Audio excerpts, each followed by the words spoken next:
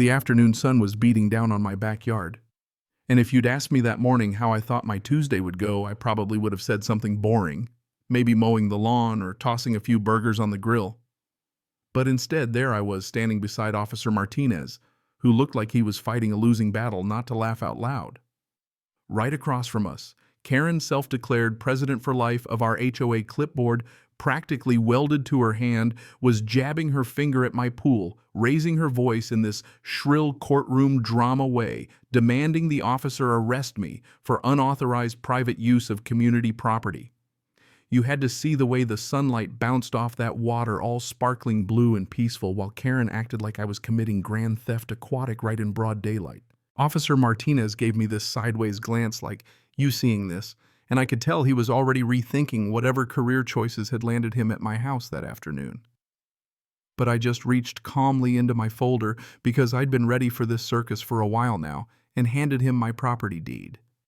Even before he started reading, I could see the corners of his mouth twitching. What Karen didn't know was that she was about to become the punchline to every neighborhood joke for the next year. But you know what? I should back up a second. Because this whole thing started 3 months earlier, and if I'd known what I was getting into, I might have just kept renting that crummy apartment with the leaky shower. I moved into Willowbrook Estates mostly because of the pool, to be honest. Sure, the house had good bones, and the trees out front made the place feel a little like one of those old sitcoms where all the neighbors are friends. But that backyard, man, it called my name. After a decade of saving and more than a few someday dreams, I finally signed the papers, picturing myself floating around with a cold drink, not a care in the world. The first week was everything I'd hoped for. Folks waved when I drove by, kids zipped around on their bikes, and it just felt right. Then, just as I was starting to settle in, came the knock. I opened the door and there stood Karen.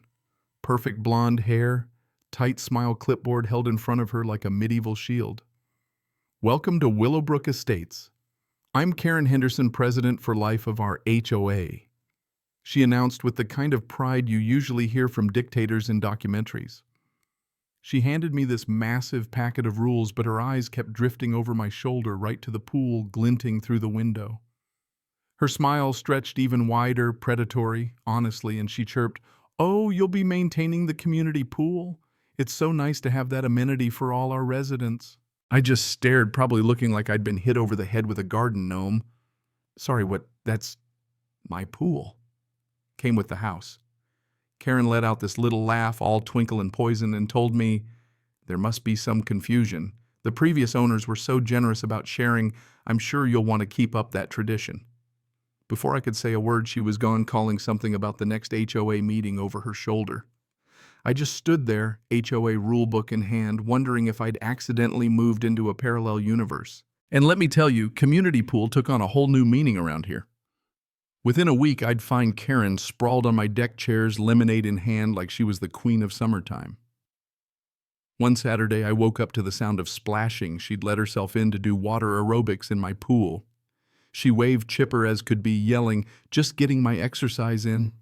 The water's perfect. I couldn't do anything but stare. She was totally oblivious to how weird the whole thing was. It escalated quick. Suddenly, Karen started scheduling community swim times without asking me, mind you. She put up flyers all around the neighborhood inviting everyone for pool nights.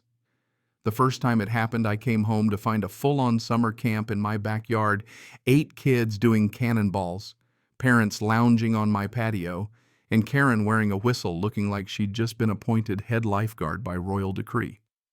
"Isn't this wonderful?" she gushed. I did my best to be polite, but told everyone they needed to leave. This was private property after all.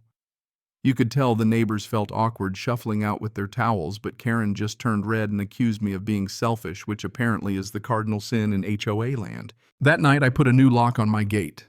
The next morning, I found a note in perfect, terrifying cursive. "You are in violation of HOA Regulation 7.3 regarding community access. Remove this lock or face fines." I rolled my eyes and tossed it. 2 days later, she taped up a laminated sheet. Her own set of pool rules, no less. No diving, no glass. Pool hours, 8 hozeros to 8 hozero. The woman had printed up rules for a pool that wasn't even hers. At this point, I started asking around looking for backup.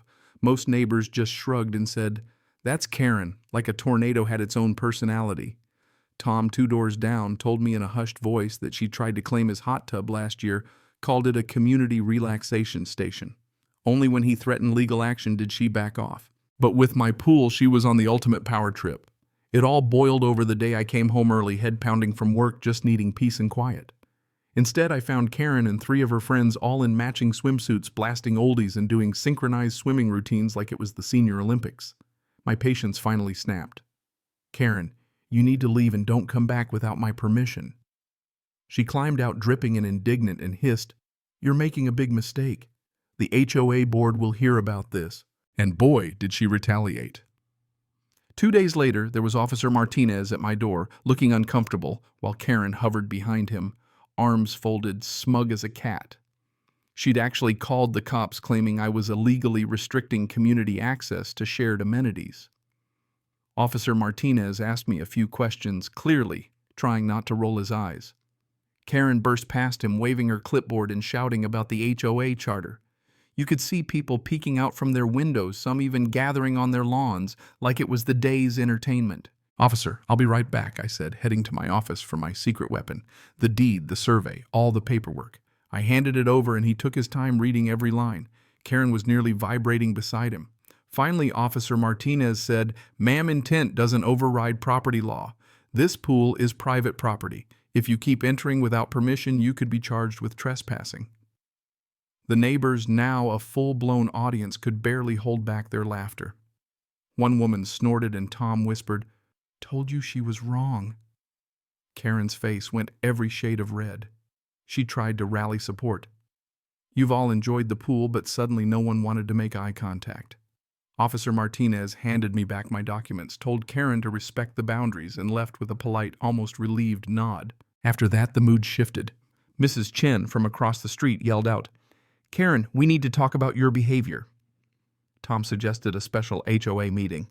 Karen, desperate, muttered about reviewing bylaws and implied community usage, but folks were already walking away.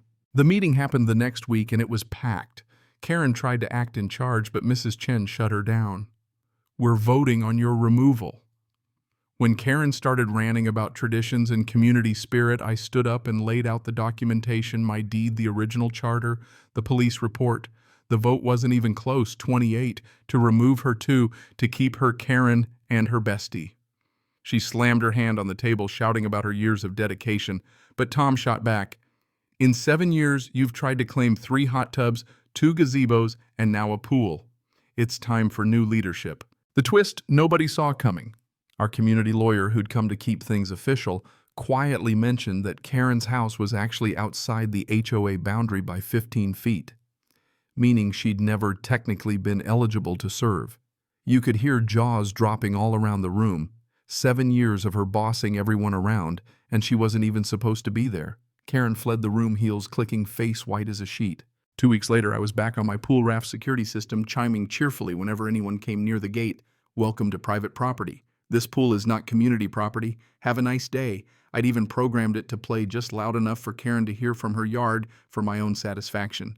The final cherry on top, she got a $5,000 bill for the emergency legal consult, personally responsible because her actions were outside her already non-existent authority. Tom saw her at the grocery store and she practically sprinted away, leaving her half-full cart behind.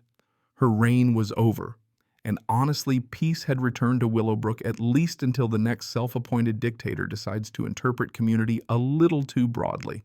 So let me ask you, who was in the right here? Should neighbors bend over backwards for the greater good, or is there a line when it comes to personal property? Drop your take in the comments. I know this won't be the last time a little suburban power trip turns a quiet neighborhood upside down.